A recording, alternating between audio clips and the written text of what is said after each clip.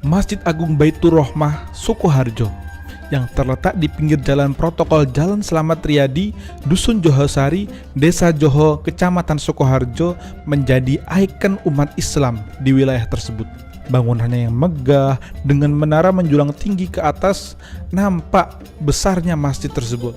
Dahulu masjid ini sempat mengalami pergeseran kiblat. Lalu seiring renovasi masjid tersebut lebih fokus dan terarah menuju kiblat yang berada di Masjidil Haram, Mekah Al-Mukarramah.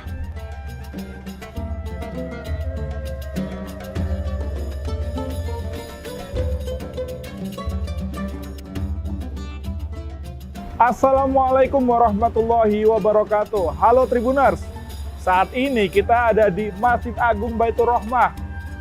Di Masjid Agung ini kita akan belajar banyak hal selama di bulan Ramadan ini. Oleh karena itu, jangan sampai kelewatan ya. Ikuti perjalanan kita sampai selesai. Oke?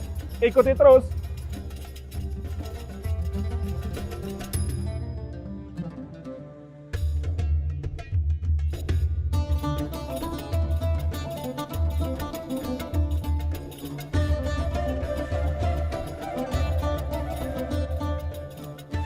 Oke, halo Tribuners. Saat ini saya bersama Bapak Suparmin selaku muadzin dari Masjid Agung Baitur Rohmah di Kabupaten Sukoharjo.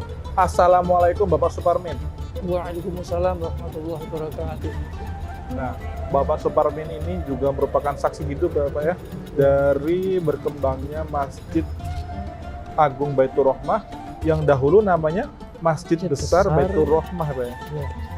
Oke, mungkin bisa diceritakan ya Pak, kalau misalkan kita saksikan kondisi saat ini Masjid Agung Baitur Rohmah itu sudah ramai, halaman parkirnya luas, halaman depannya juga luas, dalam masjid juga tidak kalah luas. Kalau zaman dahulu ketika namanya Masjid Besar Baitur Rohmah itu kondisinya seperti apa Pak? Dahulu masih besar Baitur Rohmah Sukoharjo, lokasinya luas, cuma bangunannya yang belum memadai. Oke. Jamaahnya juga belum begitu banyak. Mulai tahun 86 itu sudah direncanakan bagaimana masjid ini mulai makmur, makmur jamaahnya, makmur finansialnya, dan makmur kegiatannya. Sehingga mulai tahun 89 ya, para tokoh masyarakat, ulama sama umarok ya, pemerintah sepakat untuk meresmikan kegiatan pengajian akad pagi. Setiap akad pagi diselenggarakan pengajian umum mulai dari jam 6 sampai selesai. Dari awal memang belum begitu banyak jamaahnya, tapi dengan perintisan gigi para ulama waktu itu, Ketua Bidang 4 Bapak Dr. Andes Haji Muktiarto selaku Ketua Bidang 4 dakwah ya, itu dengan semangat bagaimana mewujudkan pengajian umum ini bisa terwujud. Oke. Ya. Kalau nggak salah mulai bulan September atau Agustus ya, itu mulai pengajian. Memang dari awal tidak begitu banyak jamaahnya, tapi lambat laun tidak begitu lama, mungkin 1-2 tahun sudah mulai banyak. Kalau boleh tahu Pak, selama masa dahulu ketika masih era 80-an sebelumnya ya, ini kita ketahui berdiri tahun 1964 ya Pak ya? Begitulah orang tua Menceritakan ya Pak ya? menceritakan. Nah, saat itu kira-kira jamaah yang tercukupi ada berapa sih Pak? Waktu Ya, masih waktu itu belum direhab sebesar ini. ya tidak begitu banyak, Ada ratusan jamaah cukup itu? ya ratusan lah. Ratusan ya? Kalau sekarang sudah berapa jamaah Pak? Kalau sebelum pandemi banyak, penuh. Puluhan ribu ada Pak ya? Apa? Puluhan ribu bisa. Mungkin ya nggak puluhan ribu ya nggak nyampe lah, ya 2.000 lah. 2.000 jamaah ya Pak ya? Ketika pengajian loh ya, pengajian Iya. pagi sama Jumatan. Jumatan. Jumatan. Oh iya. Berarti kita bisa katakan bahwa kemajuan dan syiar Islam dari Masjid Agung Baitur Rahmah itu walaupun tidak cepat tapi perlahan, namun angkanya sangat signifikan ya Pak ya? Signifikan. Oke. Kalau misalkan kita lihat saat ini kondisi keagamaan umat Islam di sekitar Masjid Agung Baitur Rahmah itu bagaimana Pak? Waktu itu atau sekarang? Saat ini Saat ini sudah maju pesat. maju pesat ya? Yang dahulu belum apa namanya, belum sholat, sudah sadar untuk sholat. Sudah sadar satu sholat ya? Ada jamaah yang dulu tidak ke masjid, sudah mulai aktif ke masjid. Itu banyak sekali. Oh, Bahkan yang apa namanya, yang belum bisa pun ingin bisa datang ke masjid. Karena mungkin gigihnya para pendakwah, pentingnya hidup untuk mengingat datangnya kematian. Kan banyak ceramah-ceramah yang disampaikan ke jamaah, sehingga mereka sadar. Karena apa? Karena hikmahnya pengajian pagi bisa didengar oleh masyarakat umum, terutama di lingkungan sekitar sini. Otomatis mereka kan dengar.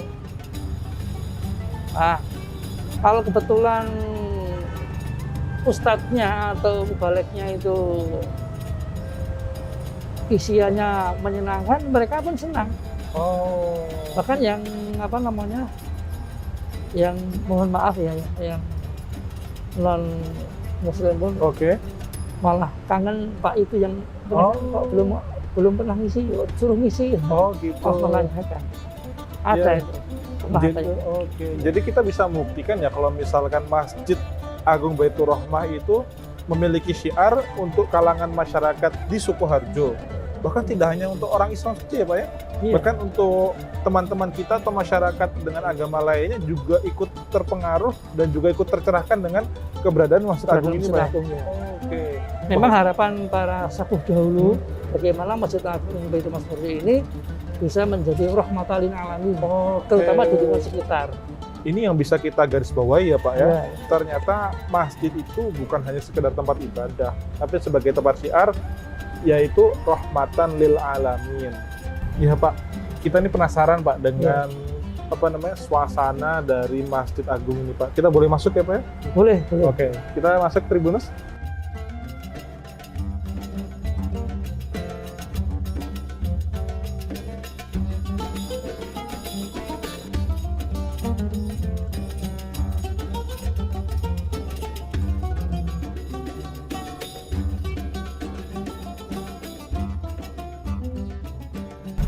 Oke, halo Tribuners. Saat ini kita sudah berada di dalam Masjid Agung Baitur Rahmah. Nah, masih bersama Bapak Suparmin, kita ingin bertanya-tanya, ada artikel atau banyak kisah-kisah yang mengatakan bahwa masjid ini dulu sempat mengalami pergeseran arah sholat ya Pak ya? Betul. Itu bagaimana ceritanya Pak? Dulu waktu masih belum bener kiblatnya, itu menyesuaikan jalan. Kalau jalan itu dia sudah dianggap selatan utara, sehingga persis lurus berarti ini ke barat. Ke barat aja ternyata masih belum bener ke barat, agak menyimpang selatan sedikit. Kemudian terus berjalannya waktu dari Kang Wil itu mengukur kiblat di masjid ini, terus digaris pakai lambar apa itu, terus kemudian masjid lama itu dikasih tanda garis-garis shop Dilakban tuh Pak ya, dilakban biar jamaah itu tahu ini tempatnya shop untuk kita sholat. Dan sehingga imamnya bukan lagi di tempat imam mihrab, tapi di sudut masjid. Terkata sekarang ini di situ. Kemudian gini. Jadi saat ini sudah sesuai dengan arah kiblat ya Pak? Alhamdulillah. Jadi sebenarnya kita ini patut menghaturkan banyak terima kasih pada Bupati karena sudah mengusahakan cita-cita para ulama bekerja sama dengan umaro, dengan tokoh masyarakat sehingga bisa terwujud seperti inilah Masjid Agung yang sudah kita impikan sejak lama. Ternyata masjid sebelum ini kita nilai bagus, ternyata orang yang tahu arsitek, wah ini sudah tidak zamannya lagi. Sehingga ternyata banyak orang memikirkan tanpa kita sadar, tahu-tahu bisa terwujud Masjid Agung rekonstruksi seperti ini. Alhamdulillah. Dan kalau boleh tahu di sini apa namanya Masjid Agung Baitur Rahmah sudah berjalan sangat lama ya Pak ya. Iya. Nah dari sebagai warga sini yang sudah menjadi jamaah Masjid Agung sejak lama Pak, perasaan Bapak ketika menyaksikan Masjid Agung sudah semegah ini dan sudah senyaman ini untuk beribadah itu bagaimana Pak? Tentunya syukur yang besar karena waktu sebelum maju, taruh kata belum maju, ini masyarakat cenderungnya tidak sholat, cenderungnya belum simpati ke masjid, yaitu masih sedikit sekali. Tapi sekarang alhamdulillah berkat para dai, para ustadz, para ustazah, bisa dibilang ustazah, dan juga para mubalek dan tokoh masyarakat yang waktu itu juga ada tokoh masyarakat mungkin di kelurahan atau di kabupaten yang Islamnya kuat, di situ kerjasama dengan para ulama setiap ada pengajian itu menyampaikan tidak bosan-bosannya, sehingga banyak orang sadar, orang tidak sholat pun sekarang sudah mulai sadar, bahkan ingin rasa tahunya tinggi, rasa tahunya tinggi karena mungkin itulah hidayah dari Allah. Masya Allah, ini teman-teman ini membuktikan bahwa keberadaan Masjid Agung ini bukan hanya secara arsitektur yang megah saja ya Pak ya, tapi hati dari masyarakat sekitar tuh sudah terketuk pelan-pelan gitu, dari keberadaan Masjid Agung gitu ya. Sehingga bisa sebagai orang yang menyaksikan eksistensi masjid ini, jenengan juga menyaksikan bahwa perubahan masyarakat atau perubahan kesadaran masyarakat untuk beribadah juga tinggi ya Pak ya. Oke. Demikian Tribuners tadi bersama Bapak Suparmin. Sampai berjumpa di Tribun Solo lainnya.